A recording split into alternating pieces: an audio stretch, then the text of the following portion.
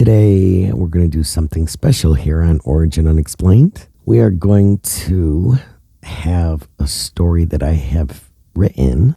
Doesn't mean leave just because it's a story that I wrote. Just has a few special things in it that mean something to me. So, without any further ado, I'll explain at the end. The grandfather clock in the foyer chimed 4 a.m., the first time Thomas had ever heard it strike through his entire life, its deep resonant toll rolling through the dark halls of the Baroque-style manor, stirring the stillness. After hearing the unexpected chime, Thomas rose from his chair and walked toward the foyer, each step slow and cautious.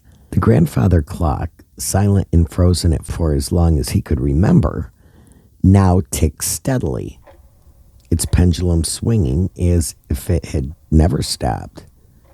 He stood before it, studying the face, the hands, the slow, deliberate movement. Only when he was certain it was truly working again did he turn away and begin walking back through the dim corridor toward the parlor. He moved through the Baroque manor quietly, the floorboards creaking beneath his feet, shadows stretching long along the carved walls. As he passed the tall bookshelf flanking the parlor door, something caught his eye. A faded green linen journal. Thomas Ellsworth had lived alone in the family house at the edge of town in the old Baroque-style manor, which had passed down through generations. All tall windows, dark carved woodwork, and a facade that looked like it remembered every decade that had ever touched it. On December 12, 1972, is when he noticed a book on the shelf he'd never seen before. A faded green linen journal titled Ellsworth. Inside were a few family notes, all decades old. He added his own entry about the snow, the silence, and how the empty house felt. In the days that followed, the loneliness of the Baroque manor pressed on him more than usual. He found himself dusting the carved molding, polishing the shelves, and tracing the ornate woodwork with his fingertips, as if seeing the home for the first time in years, studying every detail with strange new attentiveness. After polishing the shelves and tracing the ornate carvings along the woodwork, his fingerprints drifted across the spines of the old volumes one by one. When he reached the green linen book again, something compelled him to take it down once more. He opened it to his last entry.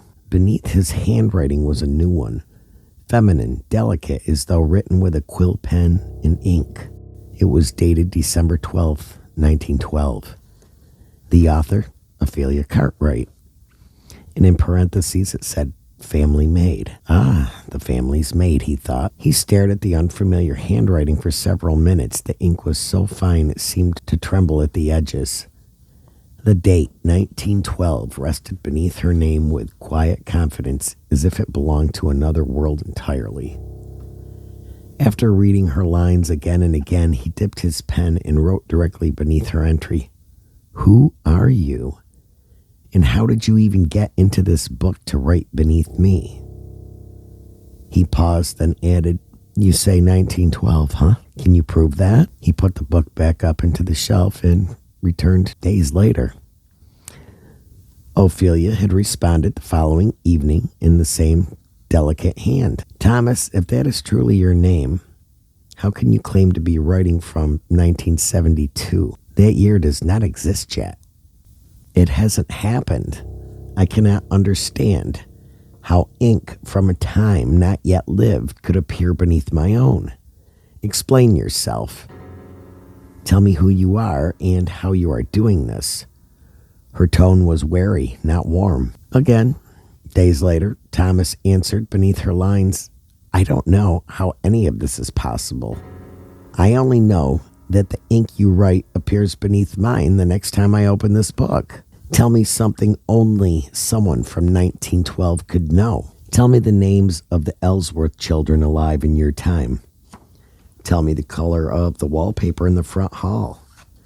Tell me anything that proves you're real." Ophelia replied again, "The Ellsworth children are Margaret and Henry, ages 7 and 4. The wallpaper is green damask with gold threading. And the grandfather clock in the foyer has been stuck for as long as I have worked here. If you know these things in 1972, then perhaps I will believe you. Their exchanges at this stage were cautious, skeptical, filled with questions and disbelief rather than affection. But as the weeks passed and their entries grew longer, something between them changed in ways neither of them could name at first. They discovered they could tuck loose letters between the pages, notes, things that she would slip in from her time era, and the years that followed appearing in his hands in the 70s, and his written pages materializing in her time as if the book had swallowed and delivered them. The more they wrote, the more they revealed. Small details, private thoughts, fears, hopes, moments from their days. Slowly, quietly, they fell in love through ink and paper. One evening, Thomas placed a photograph of himself inside the journal, a small black and white portrait from the 70s. When Ophelia found it, she wrote that she had no photographs of her own to send back, but tried to describe herself so he could picture her clearly. As their bond deepened, moving quickly beyond that first winter, they began choosing exact days only once in a blue moon, and on the 12th of each month. That date became a quiet point of connection. On February 12th, 1913 and February 12th, 1973, they agreed to test their connection more deliberately.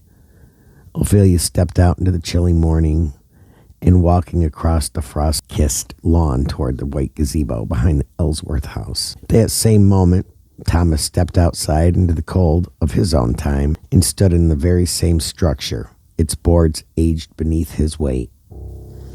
She wrote later that as she stood beneath the gazebo's arch, she felt a sudden heat rise across her cheek, like someone brushing a stray hair from her face. Thomas, standing there 60 years in the future, felt a faint pressure against the back of his hand, warm and impossibly gentle, as though a soft palm had settled onto his. Later that same evening, another loose sheet appeared tucked between the pages. A letter in Ophelia's unmistakably delicate handwriting.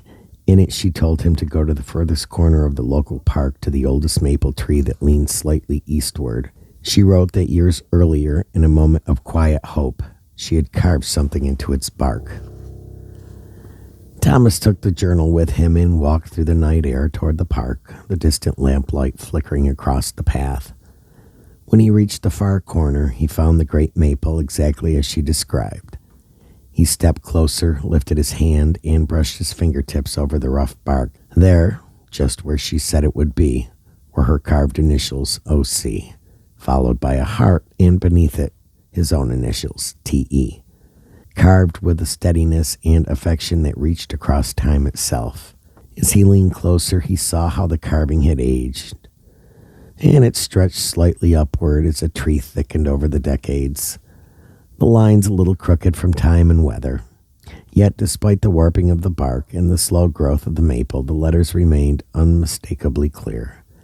The O.C., the small heart beneath it, and the T.E. were all still perfectly legible, preserved as if the tree itself had protected their initials across 60 shifting years.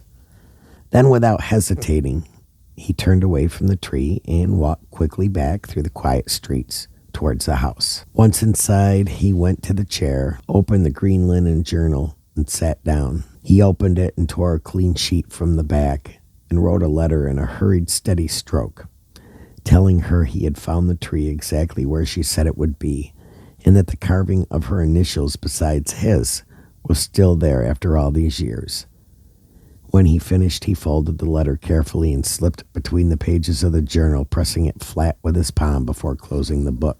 Aside from their first exchange on December 12th in 1912 and December 12th, 1972, and their meeting on February 12th the following year, they left dates behind entirely. They did not really plan by calendars so much. They didn't mark specific days. Their lives simply continued.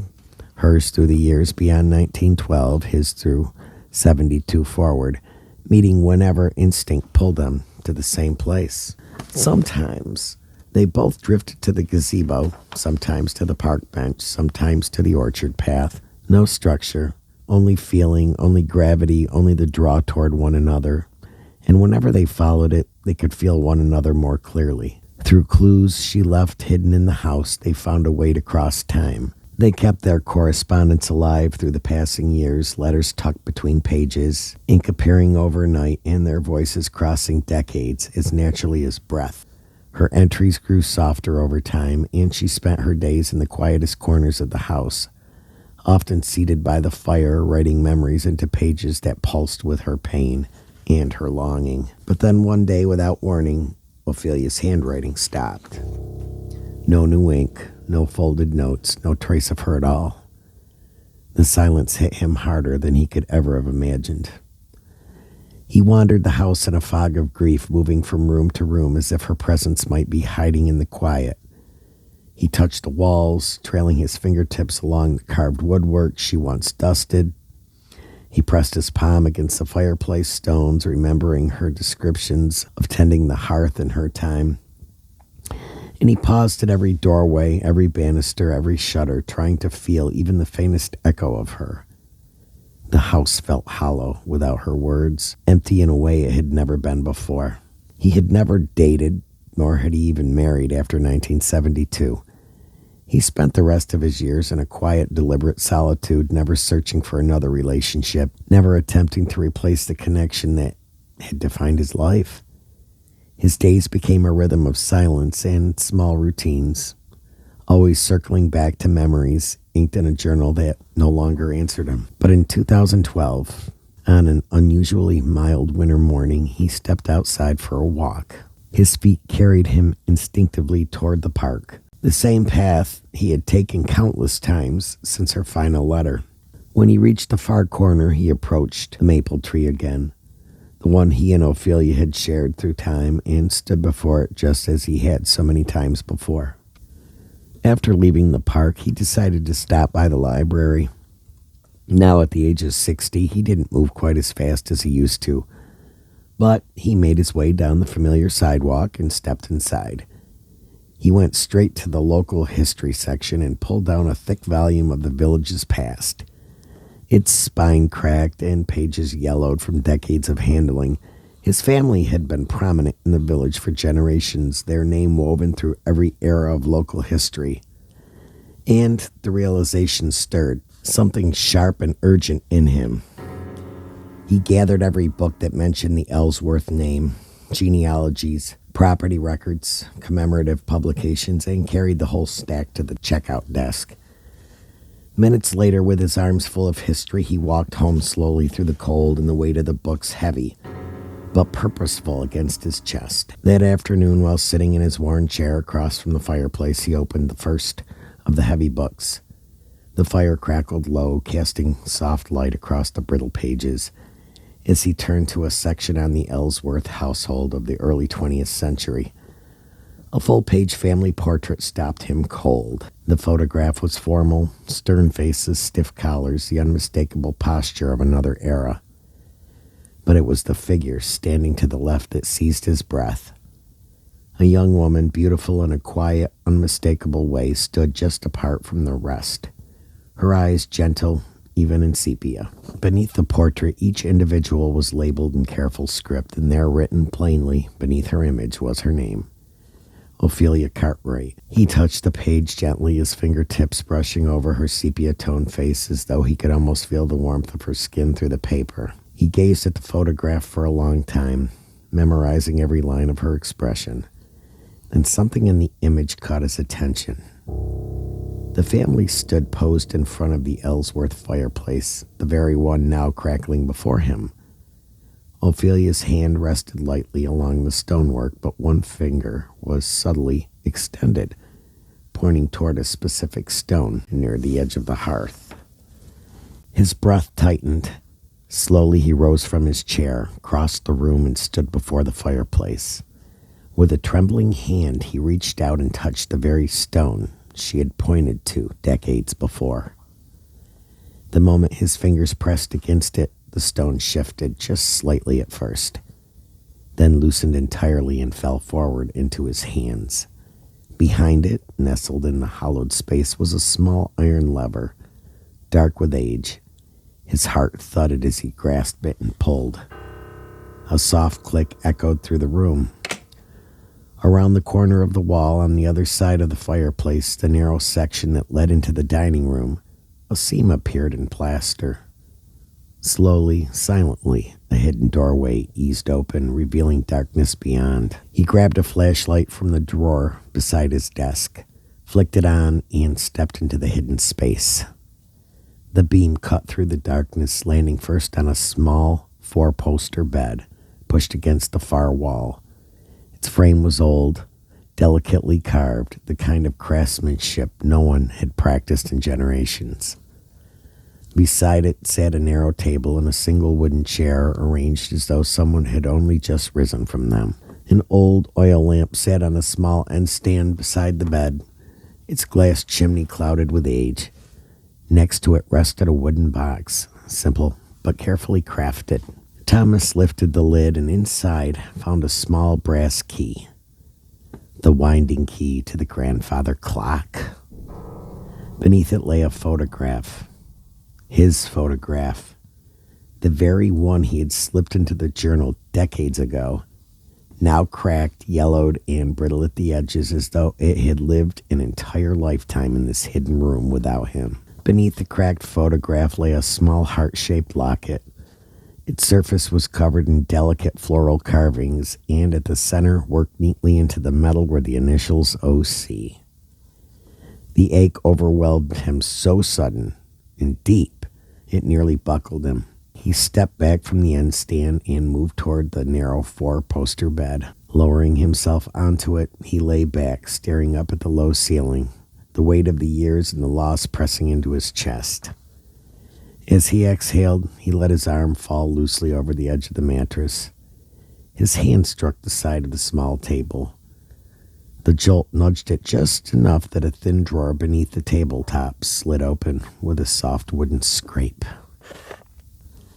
Thomas jerked upright at the sound. Leaning forward, he peered into the narrow drawer and froze. Inside, stacked in a careful bundle, were the very letters he had once tucked between the pages of the green linen journal. Every sheet he had written to her, every folded note he had slipped into that impossible book over the years, rested there as though Ophelia herself had collected and stored them in this hidden room. He walked back out of the hidden room, absolutely stunned, his breath unsteady as he stepped into the familiar glow of the parlor. He sank into his chair across from the fireplace once more, the stack of borrowed history books still waiting on the side table. With trembling hands, he opened another volume, then another, searching for anything that might make sense of what he had just found. Finally, in the last book he examined, tucked in the section documenting birth and death dates of the Ellsworth household and those who served it, he found her entry. There, written in the same careful script used for every family member and household worker, was the line, Ophelia Sue Cartwright, born June 18, 1892, died December 12, 1972. She died at the age of 80, a lonely spinster who lived out her final years in a small cottage directly across from the park where the great maple tree stood. In her obituary, it was noted that she often spent her afternoons seated near that very tree. A wrought iron bench had always rested beside it, and in one of the photographs preserved in the history book, a caption revealed that Ophelia herself had paid to have the bench installed. She had requested it to be placed specifically next to the maple, the tree she lovingly referred to as Thomas the Tree. The record went on to explain that long before the park existed, the small cottage where Ophelia spent her final years had belonged to her family. She had been born in that very cottage on June 18th in 1892, and on the morning of her birth, her father planted the great maple tree in her honor. The same tree that would one day bear their initials and later become the silent witness to a love that crossed 60 years of time. As he sat there absorbing the weight of these revelations, a realization struck him with sudden clarity. He remembered the grandfather clock chiming that strange early morning so many years ago. The first and only time it had sounded at 4 a.m. That was the day he found the green linen book. And now he understood. That was the day he found the green linen book, and now he understood that was the very day Ophelia had also passed. And it had been exactly 40 years ago to the day. Her passing and his discovery of the book forever bound together. It was the 40th anniversary of the morning he first found the journal. In lieu of this day, he decided to walk back down street. He put on his overcoat and gathered the history books he'd intended to copy at the library and stepped outside into the cold. He never made it to the library. As he walked along the familiar sidewalk, his pace slowed. He drifted toward the park instead. When he reached the great maple, he paused beside the wrought iron bench, brushed away the thin dusting of snow upon it, and lowered himself onto the cold metal seat.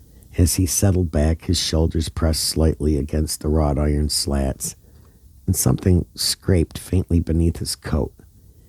He shifted, leaned forward, and then turned to look behind him. Etched into the ironwork, worn but still legible, were the words, Ophelia Cartwright, and beside it, carved with the same careful hand, Thomas Ellsworth. His breath caught. Slowly he lifted his gaze and looked across the quiet street to the small cottage where Ophelia had lived out her final years. Snow drifted gently across its roofline. With the book still held loosely in his arms, Thomas exhaled and took his last breath. Folks still say that every December 12th, when the village clock strikes 4 p.m., if you look toward the wrought iron bench in the park, you can see the faint outline of a young couple sitting there, smiling at one another as though no time had ever touched them. The vision lingers only for a moment, a soft shimmer in the winter air, then fades away.